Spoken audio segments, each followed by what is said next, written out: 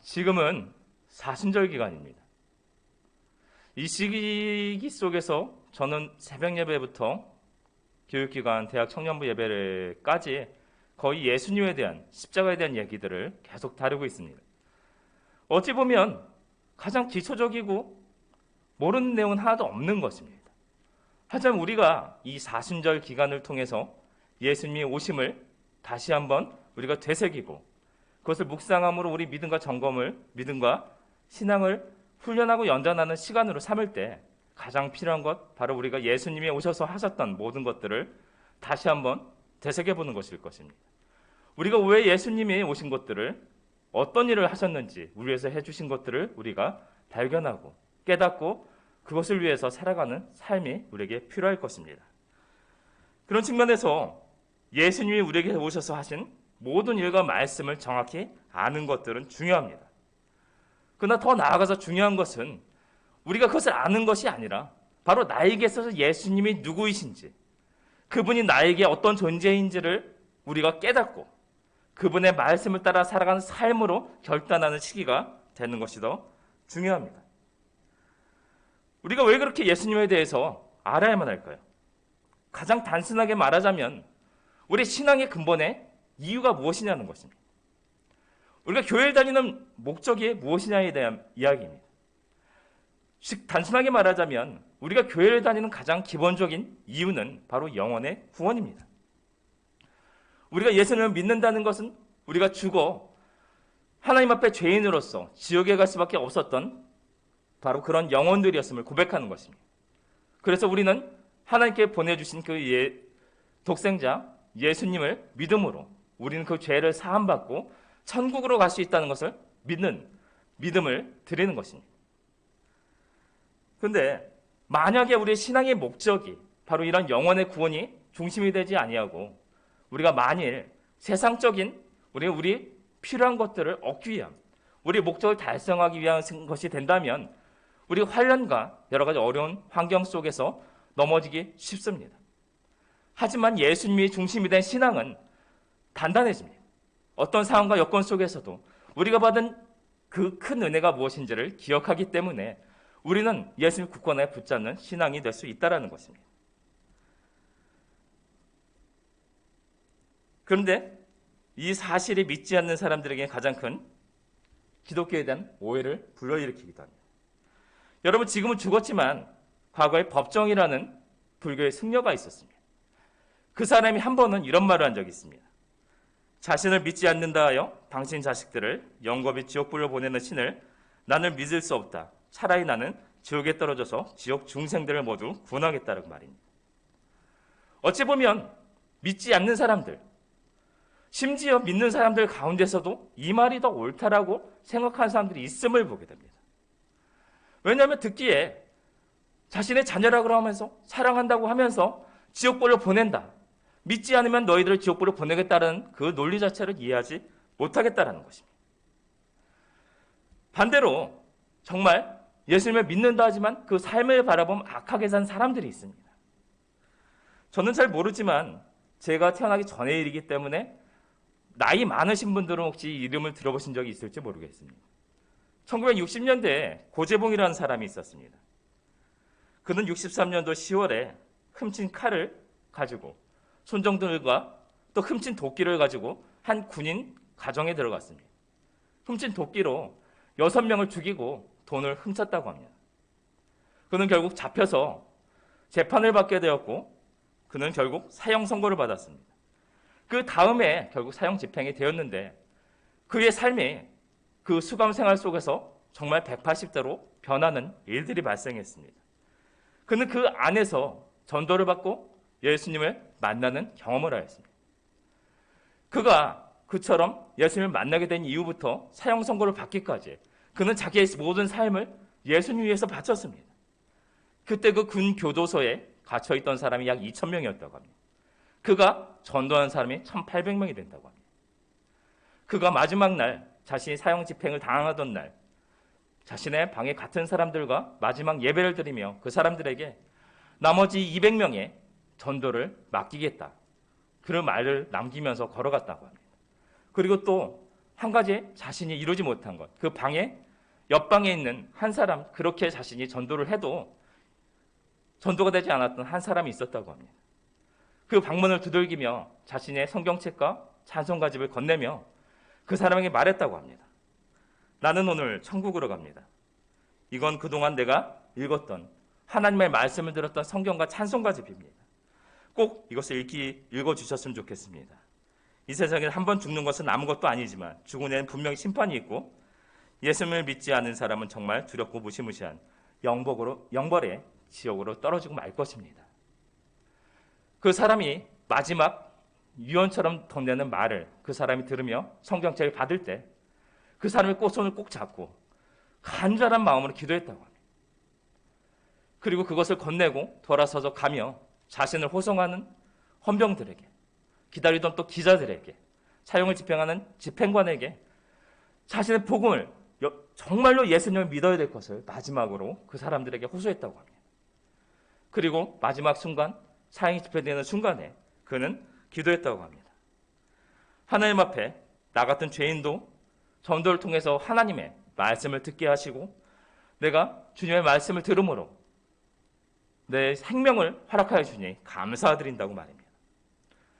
그런데 이게 그리스도인들에게 있어서는 정말 감동스러운 간증이 될 것이지만 이것이 만약에 이 사람으로 인하여 죽은 가족들의 입장에서, 친지들의 입장에서, 또 세상 사람들 눈으로 바라보면 사실 그렇게 곱게 느껴지지는 않는다는 것입니다.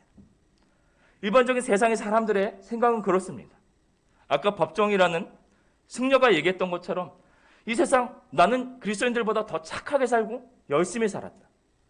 그들보다도 더 법 없이도 살 만큼 살았는데 예수님을 믿지 않았다 해서 나는 지옥에 가야만 하고, 조금 전에 이처럼 고재봉과 같은 사람은 그처럼 흉악한 죄를 저질러 놓고도 그가 예수님을 믿었다 하여 천국에 간다. 이것이 말이 안 된다라고 세상의 사람들은 여긴다라는 것입니다. 여러분들은 어떻게 생각하십니까? 우리들은 사실 정말 예수님을 믿는 사람들이라면 이것에 대한 답을 사실은 가지고 있어야 합니다. 그 답은 단지 남에게 답을 주기 위해서가 아니라 내 자신의 신앙을 위해서, 바로 신앙의 이 모든 것들에 대해서 스스로에 대한 정확한 답을 가지고 있어야 된다는 것입니다. 우리가 이 구원에 대해서 알아야 될 것이 있습니다. 요한복음 3장 18절을 보면 이렇게 말씀합니다. 그를 믿는 자는 심판을 받지 아니하는 것이요 믿지 아니하는 자는 하나님의 독생자 이름을 믿지 아니하므로 벌써 심판을 받은 것이니라. 하나님께서는 성경을 통해서 우리가 이미 심판을 받은 상태라고 말합니다. 왜 심판을 받은 상태인가요? 우리는 죄를 통해서 하나님과의 관계가 끊어져 있다고 말합니다. 죄의 본질이라는 것은 하나님을 버리고 인간이 스스로 살기로 작정한 것을 말합니다. 즉 하나님과의 관계가 끊어진 인간은 바로 이 세상 가운데 하나님과의 관계가 끊어진 상태로 살게 되었습니다. 그런데 한번 인간은 죽을 수밖에 없는 존재들인 것입니다. 죽은 다음에 그들이 어디로 가게 될까요? 일반적으로 세상의 사람들은 우리가 선하게 살다 가면 그것을 통해서 천국에 가고 악하게 살면 그 죄로 인하여 지옥에 간다고 생각하기 쉽습니다. 하지만 하나님의 나라, 그 천국이라는 곳은 어디입니까? 하나님이 계시는 곳, 하나님의 나라입니다. 그 나라에 갈 수 있는 곳은, 그 사람은 누구일까요? 하나님의 자녀된 자, 하나님의 백성된 자들이 가는 곳이 바로 하나님의 나라입니다. 그런데 우리 인간은 죄로 인하여 하나님과의 관계가 끊어져 있다고 말합니다. 우리가 선행을 행해서 천국을 가고 악행을 해서 지옥에 가는 것이 아니라 우리는 하나님의 관계에 끊어져 있는 존재로서 결국 우리들은 이미 지옥에 갈 수밖에 없는 상황에 놓여 있는 자들이라는 것입니다. 비유하자면 그런 것입니다. 여러분의 집에 살 수 있는 자는 누구입니까? 바로 가족, 여러분에게 혈연으로 연결된 사람들일 것입니다. 근데 여러분의 집에 갑자기 어느 사람이 찾아옵니다. 나는 세상에서 선하게 살았고 정말 훌륭한 일을 많이 한 사람입니다. 그런데 당신의 집을 보니 집도 좋고 사람들 성품도 훌륭하니 이곳에 살면 행복할 것 같습니다. 나도 여기에 살게 해주십시오. 라고 말한다면 여러분은 뭐라고 하겠습니까? 쫓아내고 말 것입니다. 어째서입니까? 여러분의 가족이 아니기 때문입니다. 결국 하나님 나라도 마찬가지입니다. 그 나라에 갈 수 있는 사람은 하나님 관계가 회복되어 자녀가 된 자들, 그 백성으로 회복된 자들이 그 나라에 갈 수 있는 것입니다. 결국 오늘 요한복음 3장 18절을 통해서 하나님께서는 너희들은 이미 심판을 받은 존재들이지만 그를 믿는 자는 심판을 받지 아니한다라는 것입니다. 근데 그 이름을 믿지 아니하는 자 벌써 심판을 받은 것이라고 이야기하는 것입니다. 그런데 하나님께서 바로 그 만드신 인간들이 멸망당하는 것을 기뻐하지 않으시며 우리들을 구원하기 위해서 보내주신 그 존재가 누구인가요? 우리에게 바로 그 구원자를 보내신다고 약속하신 것입니다. 그 존재는 사실 우리가 믿는 것과 같이 예수님이십니다. 오늘 3장 16절을 읽었던 것처럼 바로 독생자를 주실 것이니 그를 믿는 자마다 멸망하지 않고 영생을 얻게 할 것이다 라고 말씀하셨습니다. 예수님이 그분이 우리를 위해서 대신 오셨다라고 말합니다. 우리 위해서 십자가에 죽으셨다고 합니다. 근데 그분은 우리를 위해서 대신 죽으심으로 우리가 그 피를 통해서 구원을 얻게 되었다고 합니다. 근데 왜 그분이 죽으셨어야만 할까요? 사실 죄를 지은 자가 하나님 앞에 서면 죽을 수밖에 없습니다. 성경에는 필림이 없이는 죄삼이 없다라고 말합니다. 죄를 지은 자들 하나님 앞에 설 경우 죽을 수밖에 없는 것입니다. 그러나 하나님께서는 그런 죄인들이 하나님 앞에 설 때 죽지 않을 수 있도록 그 모든 죄를 사할 수 있는 방법을 인간들에게 허락하셨다는 것입니다. 그래서 그 영원한 대속의 속죄를 위하여 예수님께서는 이 땅에 오셨으며 우리를 위해서 십자가에 오르시고 그 피를 흘려주심으로 인하여 인간들이 자신의 죽음으로 하나님 앞에 죄를 갚지 않을지라도 그를 믿는 자, 그 피의 효력을 입은 자들은 하나님께서 더 이상 그 죄를 묻지 않고 죄사함의 은혜를 내려주셨다는 것입니다. 요한복음 1장 12절을 통해서 우리에게 약속하신 것입니다. 영접하는 자, 곧 그 이름을 믿는 자들에게는 하나님의 자녀가 되는 권세를 주셨다는 것입니다. 이제는 우리가 그 이름을 믿기만 하면, 하나님께 보내주신 그 구원자 예수님의 이름을 믿기만 하면, 그를 영접하여 우리의 주인으로 모시기만 하면 그 죄로 인하여 더 이상 우리는 죽음의 권세를 끊어내고 하나님의 자녀가 되어 영원한 하나님의 나라에 들어갈 그 권세를 얻게 된다는 뜻입니다.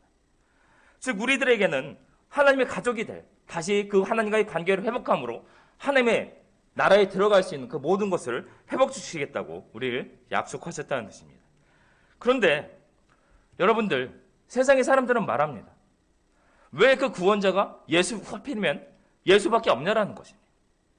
다른 이름일 수도 있지 않냐라는 것입니다. 심지어 처음 하나님의 백성으로 선포되었던, 하나님의 백성으로 하나님께 선택을 받았던 유대인들마저도 지금까지도 아직 구원자가 오기를 기다리고 있습니다. 예수님은 자신들이 기다렸던 그 메시아가 아니기 때문입니다. 다른 종교들에서도 마찬가지입니다. 왜 너희들, 기독교만이 너희들에게 구원이 있다라고 주장하냐라고 우리들을 비판합니다. 너희들은 배타적이고 모든 종교들을 거부하는 바로 평화를 해치는 자들이라고 우리를 얘기한다라는 것입니다.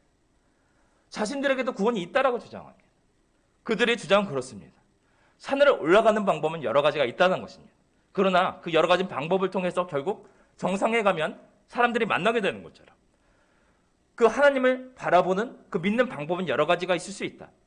그러나 결국 그 마지막 속에서 하나님을 만나는 것은 동일하다. 자신들의 종교에도 구원이 있다라는 것입니다. 하지만 사도행전 4장 11절을 통해서 하나님께서는 우리에게 분명히 말씀하셨습니다. 다른 이로서는 구원을 받을 수 없나니 천하 사람 중에 구원을 받을 만한 다른 이름을 우리에게 주신 일이 없음이라 하였더라. 부처라는 이름도 마호메시라는 이름도 세상에 어떤 다른 구원을 이야기하는 종교들 그 모든 주장들이 있을지라도 하나님께서는 예수라는 그 이름밖에 우리에게 주신 적이 없다라는 것입니다.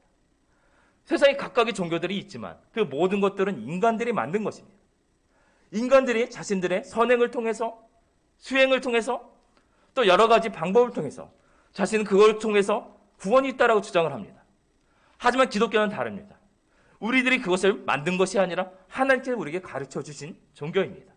구원의 방법도 우리가 만들어낸 것이 아니라 하나님께서 주신 구원의 방법을 우리가 믿어 구원을 받는 것이라고 말하는 것입니다.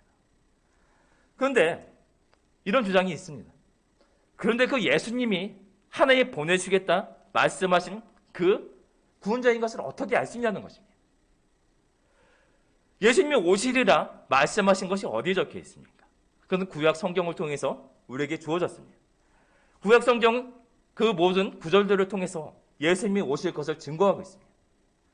그 증거들을 통해서 그러면은 우리가 기다렸던 바로 그 구원자, 그것이 누구인지 한번 같이 살펴보도록 하겠습니다. 최초로 성경에서 하나님의 약속, 구원의 약속이 주어진 곳은 창세기 3장 15절입니다. 내가 너로 여자와 원수가 되게 하고 내 후손도 여자의 후손과 원수가 되게 하리니 여자의 후손은 내 머리를 상하게 할 것이요 너는 그의 발꿈치를 상하게 할 것이니라 하시고 3장 15절 통해서 말씀합니다. 인간을 유혹한 뱀을 저주하시며 심판하시면 하나님께서 말씀합니다. 내가 지금은 승리한 것 같지만 내가 인간들을 위하여 여자의 후손을 보낼 것이라고 말합니다. 바로 너희 승리한 것처럼 보이는 이 상황을 모든 것을 깨뜨리고 인간을 구원하겠다라는 것입니다. 그것을 더 명확하게 표현한 것이 이사야 7장 14절입니다. 그러므로 주께서 친히 징조를 너에게 주실 것이라. 보라, 처녀가 잉태하여 아들을 낳을 것이요 그 이름을 임마누엘이라 하리라. 바로 처녀가 잉태하여 아들을 낳을 것이라고 말합니다. 바로 그의 이름은 임마누엘, 하나님이 우리와 함께 하신다. 바로 구원자가 올 것인데 그는 처녀의 몸을 통해서 우리에게 올 것이라고 말합니다. 우리에게 주실 그 구원자, 첫 번째 그의 조건은 바로 처녀의 몸으로 성령으로 잉태하여 우리에게 오실 분이라는 것이었습니다. 구원자가 오실 사역에 대해서 말씀합니다. 이사야 53장 4절에서 6절 말씀. 그는 실로 우리의 질고를 지고 우리의 슬픔을 당하였거늘 우리는 생각하기를 그는 징벌을 받아 하나님께 맞으며 고난을 당한다 하였노라. 그가 찔림은 우리의 허물 때문이요 그가 상함은 우리의 죄악 때문이라. 그가 징계를 받으므로 우리는 평화를 누리고 그가 채찍에 맞음으로 우리는 나음을 받았도다. 우리는 다 양 같아서 그릇 행하여 자기 각각 제 길을 갔거늘 여호와께서는 우리 모두의 죄악을 그에게 담당시키셨도다. 그가 오셔서 이 땅에서 하실 일은 그것이었습니다. 세상에 현세적인 복을 주시고 이스라엘 백성의 나라를 찾아 다윗의 나라와 같은 영광을 찾아주러 오신 것들이 아니라 바로 이 땅에 오셔서 채찍질을 막기 위해서 오셨다는 것입니다. 고난을 당하기 위해서 오셨다고 합니다. 대신 죽기 위해서 오셨다고 말합니다. 그러나 그분이 채찍질을 맞을 때, 고난을 당한 십자가의 죽음을 당할 때 우리 인간들의 나음을 받게 된다는 것입니다. 그의 고난을 통해서 그가 대신 인간의 죄를 덮어 그분이 그 십자가에서 지심으로 우리 모든 인간이 바로 삶의 길을 얻게 된다는 것이었습니다. 또한 그분이 태어나실 장소에 대한 예언이 나옵니다. 미가서 5장 2절. 베들레헴 에브라다야 너는 유다 족속 중에 작을지라도 이스라엘 다스릴 자가 내게로 나올 것이라. 그의 근본은 상고에 영원에 있느니라. 메시아가 올 장소에 대해서 말합니다. 그것은 베들레헴이라고 말합니다. 베들레헴은 빵집이라는 뜻을 가지고 있습니다. 예수님이 보내실 자, 바로 생명의 떡이 되신, 생명의 빵이 되신 예수님께서 바로 베들레헴을 통해서 오실 것이라고 말씀하셨다는 것입니다. 또한 그분의 오심에 대해서 이렇게 말합니다. 스가랴 9장 9절. 시온에 따라 크게 기뻐할지어다. 예루살렘에 따라 즐거이 부를지어다. 보라, 내 왕이 내게 임하시나니 그는 공의로우시며 구원을 베푸시며 겸손하여서 나귀를 타시나니 나귀의 작은 것 곧 나귀 새끼니라. 아멘. 그분의 오심에 대해서 말합니다. 그분은 온 인류의 왕으로 이 땅에 오셨습니다. 보통 왕이 타는 것은 말입니다. 말은 권위, 강함, 그분의 성품을 표현합니다. 보통 왕들은 온 인류 위에 군림하는 자로서 말을 타고 나타난다는 것입니다. 하지만 예수님은 달랐습니다. 이 땅에 오시고 모든 인류의 왕으로 오시되 그분은 겸손의 왕, 자신의 목숨을 모든 자들의 위한 대성물로 내어주기 위해서 이 땅에 오신다는 것입니다. 그래서 그분은 말이 아닌 작은 나귀 새끼를 타고 겸손의 왕으로서 우리에게 오심으로 인하여 모든 인류와 하나님과의 사이를 화평케 만드시는 자로 이 땅에 오셨습니다.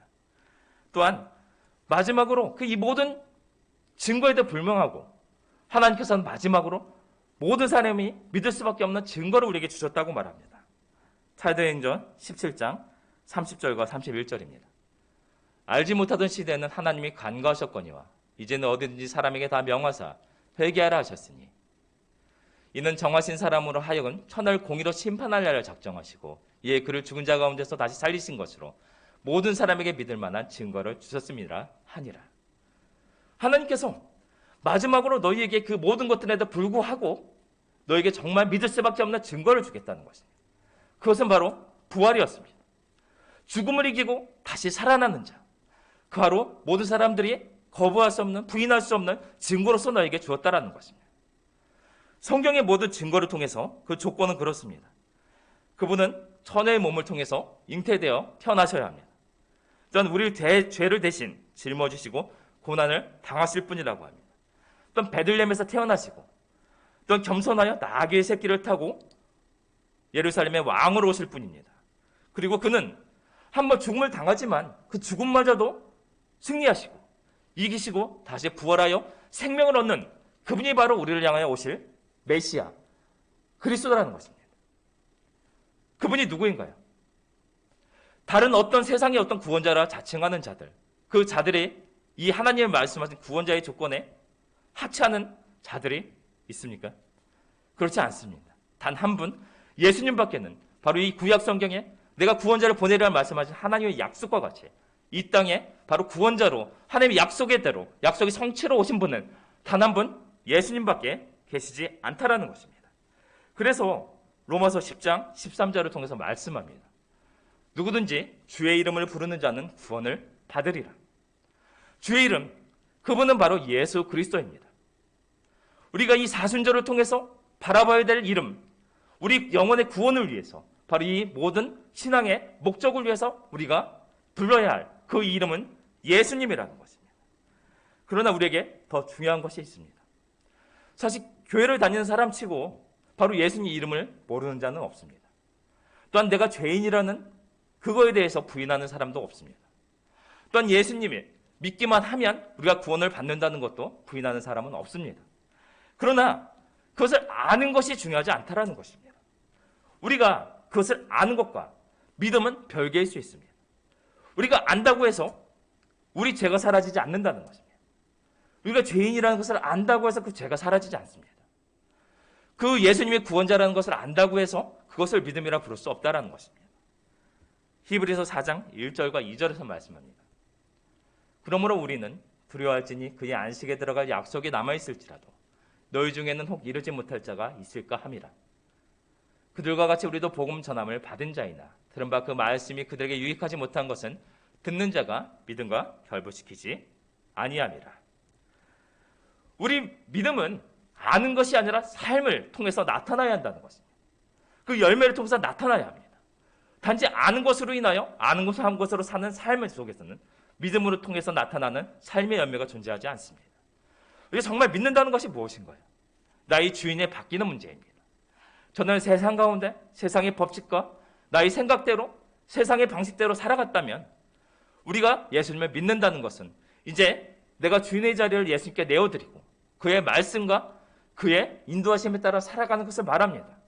그렇게 변화된 자, 우리 삶을 통해서 예수님을 닮아 살아가는 삶의 열매들이 드러나야 된다는 것입니다.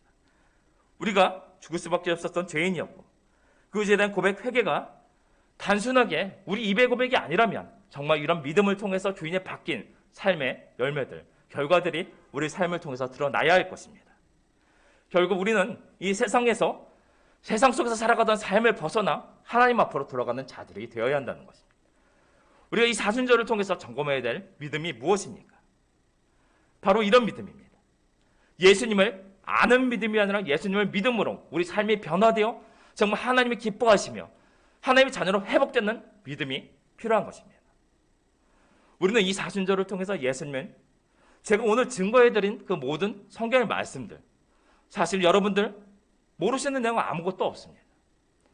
천의 몸으로 잉태하여 이 땅에 오신 분, 또한 우리를 향하여 고난을 받으실 분, 베들레헴에서 태어나시고 또한 나귀 새끼를 타고 오신 그분, 또한 우리 부활을 통해서 우리의 소망이 되신 분, 모르진 아무도 없지만 우리가 필요한 것은 단지 그것을 아는 것이 아니라 믿음으로 그것을 우리 삶에 결부시켜 그 믿음의 효력이, 그 복음의 효력이 우리 삶에 나타나야 되는 것입니다.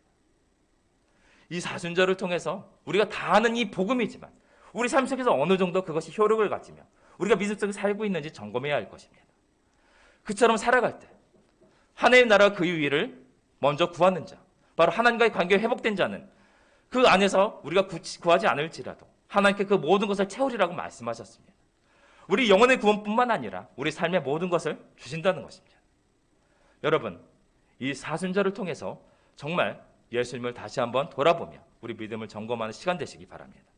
그처럼 우리 믿음을 점검할 때 우리 영혼의 구원뿐만이 아니라 하나님께서 우리 삶에 주신 모든 축복까지 함께 하실 것입니다. 그런 사순절 기간을 통해서 믿음으로 성장을 갖는 모든 성도 여러분 되시기를 예수님의 이름으로 축원합니다. 아멘. 기도하시겠습니다.